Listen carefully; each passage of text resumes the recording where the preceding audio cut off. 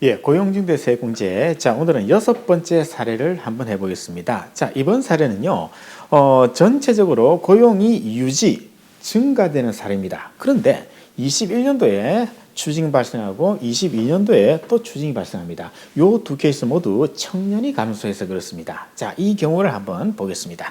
예, 자, 2020년도부터 시작합니다. 자, 청년이 5명, 청년외가 3명 증가, 전체는 8명 증가죠. 따라서 1차년도 세액공제 가능하죠. 전체가 증가했기 때문에.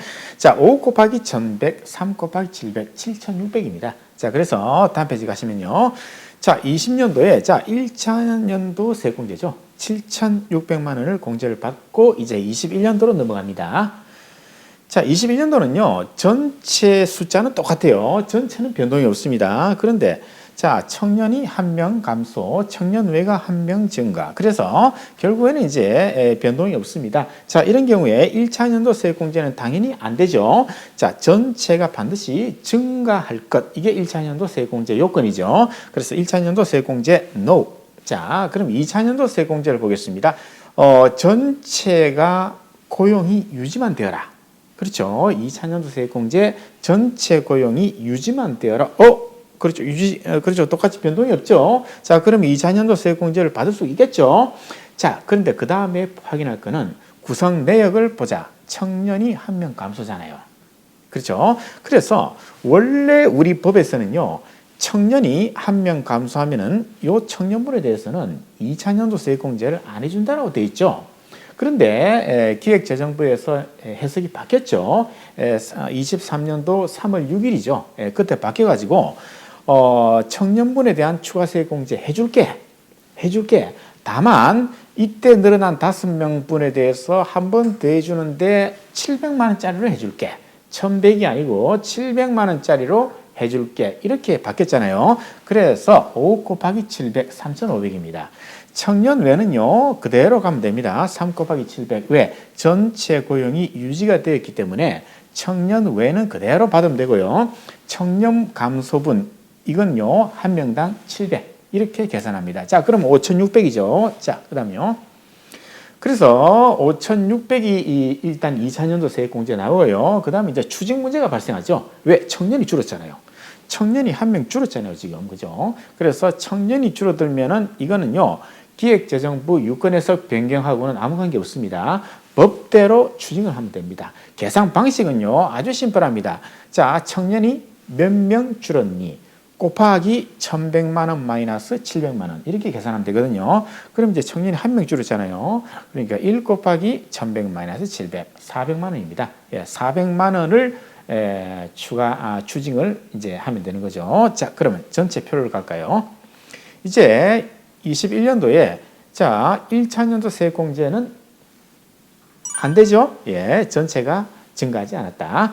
2차년도 세액공제 가능하죠. 가능한데 청년 5명분에 대해서 한 번 더 해주는 거, 요거는 1명당 700으로 계산하자. 그럼 5600만 원. 그리고 청년이 1명 줄었으니까 400만 원 이제 납부 금액이 나오겠네요. 그죠? 물론 이때는 요 두 개하고 네팅을 하겠죠. 예, 이게 요것도 공제가 되고 이것도 공제가 될 만큼 충분히 이익이 많이 난 기업은 이거하고 결국에는 이렇게 네팅이 되겠죠. 그죠? 그런데 만약에 이익이 별로 안 나는 집은 이게 전액 2월 되는 경우도 있습니다. 이게 5,600만 원이 2월이 돼버리면요, 그때 이때 400만 원은 요때 받은 요 금액을 뱉어내기 때문에 이건 말 그대로 납부를 해야 됩니다. 만약 여기에서 2월 금액이 있다 하더라도 2월 금액을 손대면 안 되고요. 이때는 납부 금액을 이제 납부를 하는 그런 방식이 되겠습니다. 자, 그 다음요. 자, 이제 3차년도 가겠습니다. 22년도 갈게요. 자, 일단은 직전 연도하고 비교를 해야죠. 그래서 1차, 2차년도 세액공제 먼저 계산하고 가는 거죠. 자, 1차년도 세액공제는 자, 1명 감소, 2명 증가, 플러스 1이죠. 플러스 1이잖아요. 그러니까 전체가 증가했죠. 1차년도 세액공제 가능하죠. 그런데 청년은 마이너스이기 때문에 청년분은 안 된다.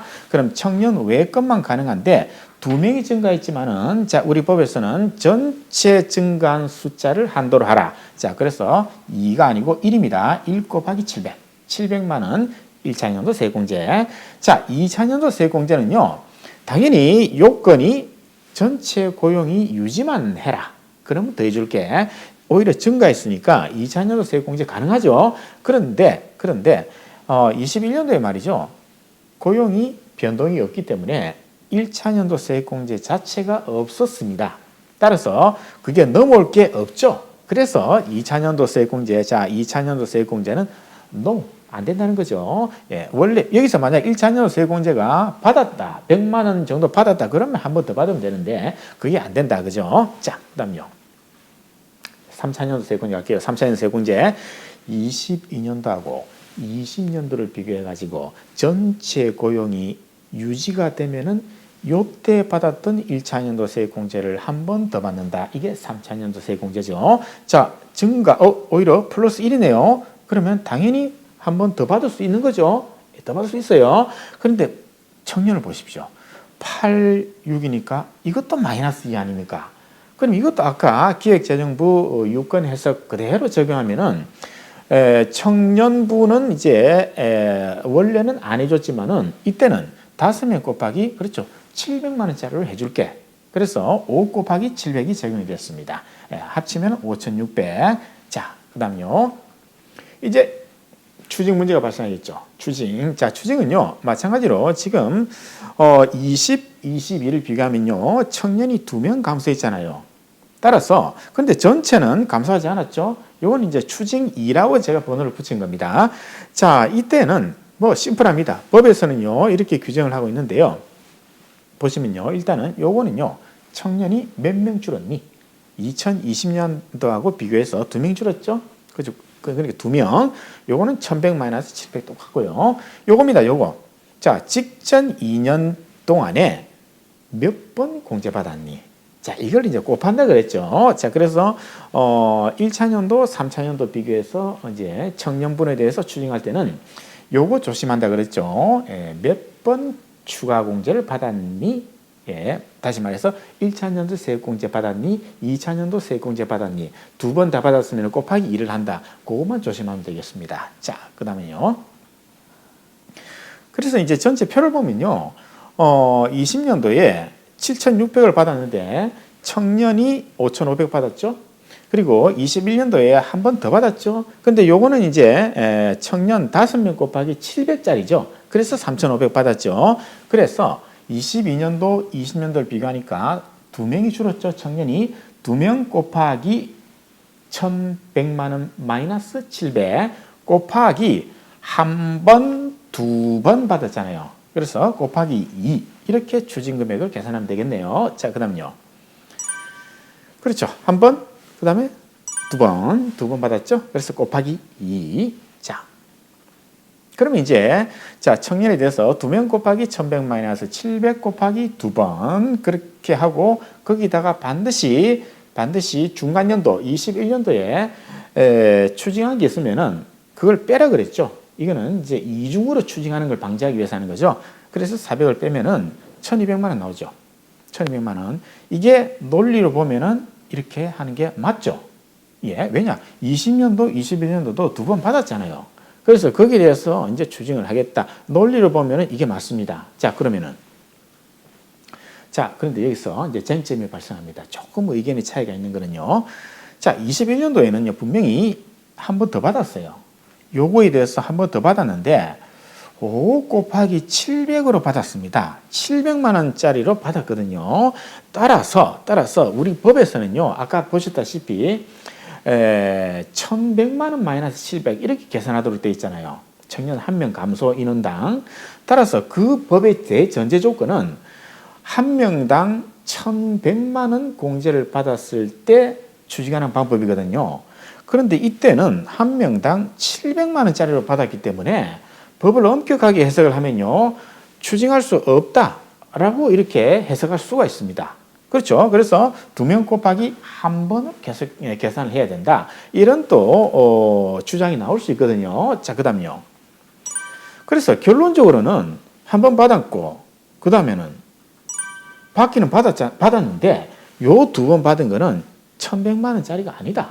따라서 받을 때 1,100만 원 받고 뱉어낼 때 1,100만 원을 전제로 해서 계산해서 뱉어낸다. 이게 원칙인데 이때는 700을 공제를 받았으니까 이거는 논리가 앞뒤로 안 맞는다. 그죠? 논리가 아니고 법대로 하면 안 맞는다. 자, 그래서 한번 그다음요. 그렇게 계산하면요. 20년도만 추징을 하면 되죠. 21년도는 1,100을 공제받은 게 아니기 때문에 거기에 대해서 뱉어낼 수가 없다. 이 계산 산식은 철저하게 청년 한 명당 1,100을 받았을 때 이 계산 산식을 적용하기 때문에 법을 바꾸지 않는 이상은 21년도는 그거는 안 된다. 이렇게 해석을 할 수도 있다는 거죠. 그랬을 때는 자, 곱하기 2번이 아니라는 거죠. 자, 어떻게 됩니까? 2번이 아니다. 그죠? 그냥 한 번. 거기다가 400 빼죠. 그러면 이제 400이 나옵니다. 400만 원 추징이 나오고요. 이거는 이제 법대로 우리가 봤을 때 이렇게 되겠다. 예, 그다음요. 자, 이제 전체 표를 보겠습니다. 자, 20년도에 7,600만 원 1차년도 세액공제, 21년도에는 1차년도 세액공제 안 된다. 그죠? 전체 고용이 증가하지 않았다. 그런데 고용이 유지가 되었기 때문에 한 번 더 받을 수 있는데 이때는 청년이 감소했기 때문에 청년 한 명당 700짜리로 해서 공제받았다. 그래서 금액이 줄어들었죠. 2차년도 세액공제 가능하다. 그러나 한 명이 감소했기 때문에 청년 한 명 감소에 대해서 추징 400만 원 했고요. 그 추징 400만 원은 이 금액에 대한 그죠? 추징이죠. 그 다음에 22년도로 가면은 자 1차년도 세액공제 되죠. 왜? 전체 늘어났잖아요. 전체 늘었잖아요. 그래서 청년 외 거 700만 원. 그럼 2차년도는 안 되죠. 그렇죠. 2차년도 안 됩니다. 이거는요. 전체 고용이 증가했기 때문에 요건은 성립했는데 이때 21년도에 1차년도 세액공제 자체를 못 받았잖아요. 전체 고용이 증가하지 않았기 때문에. 그래서 이게 넘어올 게 없어가지고 안 되는 거. 그 다음에 요거 가능하죠? 20년도, 22년도 비교하니까 18, 19니까 전체가 증가했죠. 그래서 받기는 받는데 이때도 청년이 2명 감소했잖아요. 그래서 이거하고 똑같이 5,600을 받았죠. 자, 이 상태에서 자, 법대로 하면은 400만 원 추징이 나왔지 아까? 그죠? 그러나 논리적으로 봤을 때는 1,200만 원을 추징하는 게 맞겠다. 그죠? 둘 중 하나를 이제 선택을 하면 되겠습니다. 자, 이거는요. 논란의 여지가 있기 때문에 어떻게 신고를 해도 태클 걸기가 상당히 어렵다고 봅니다. 어렵다고 보는데 저는 이쪽을 갈 것 같아요. 왜? 아니 한번 21년도에도 혜택을 받잖아요. 그죠? 받았으니까 한 번 더 뱉어내는 게 그게 맞다고 봅니다. 그런데 계산 산식이 1,100-700 돼 있잖아요. 계산 산식이 이상하잖아요. 그러면 아니 나는 700짜리 혜택을 받았는데 왜 1,100-700이냐 이런 얘기가 나올 수 있다는 거죠. 그래서 요것 밖에도 논리로 가면 이게 맞는데 계산 법대로 정확하게 계산하면 또 이게 맞아요. 그래서 논란의 여지는 있지만은 그래도 뭐 그냥 보수적으로 접근하자. 그죠? 우리는 보수적으로 안정적으로 가자. 그러면은 이쪽을 가는 게 좋고 그렇지 않고 나는 법대로 가자. 그러면 이제 요 400만 원을 가는 게 맞고요. 자, 그렇게 해가지고 조금 애매합니다만은 요때 청년 추징, 요때 청년 추징 이 사례를 한번 봤습니다. 자, 다음에는 또 다른 사례를 만들기는 조금 이제는 너무 시간이 없고요. 사례는 요 정도로 보고, 그죠? 너무나 많은 사례가 있기 때문에 그때마다 전부 다 다루는 것은 사실상 불가능합니다. 그래서 기본적인 마인드만 가지고 그 다음부터는 각자가 응용을 해야 됩니다. 그죠? 그런데 우리가 마음에 품을 거는 너무 완벽하게 그렇게 하려고 하지 마시고 대강 철저히 하자. 대강 철저히. 그렇죠? 무슨 말인지 아시겠죠? 철저히 합니다. 철저히 하지만은 그러나 대강 하는 그런 측면도 있다. 왜? 아니 지금 이것만 해도 지금 이렇게 법이 바뀌기 전에 유권 해석을 갖다가 뒤집는 바람에 이게 법을 지금 못 따라가고 있잖아요. 지금 현실이. 그런 게 지금 많이 있어요. 그러다 보니까 우리가 너무 큰 스트레스는 받지 말자. 이게 돼서 그래서 대강 철저하게 하자. 이게 바로 제 생각입니다. 자, 다음 시간에 또 다른 주제로 찾아뵙겠습니다.